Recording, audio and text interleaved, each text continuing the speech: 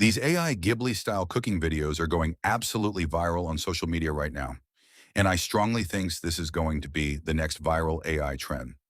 Now watch what I had created with AI in just 2 minutes.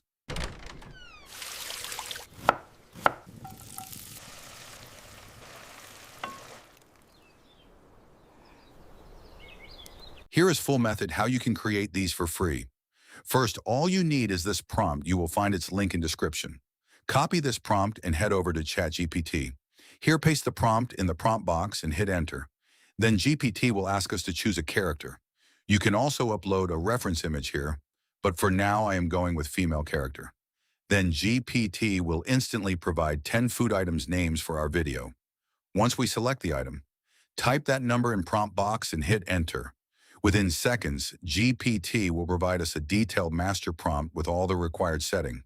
Now copy this master prompt and head over to Google Flow AI. Here switch to video mode. Select your desired aspect ratio and select Omni Flash as your video model. Set the video duration to 10 seconds. Once everything ready, paste the prompt in the prompt box. Now click Generate. Wait a few seconds while Google Flow creates your Ghibli style cooking video. And here it is, your video is ready.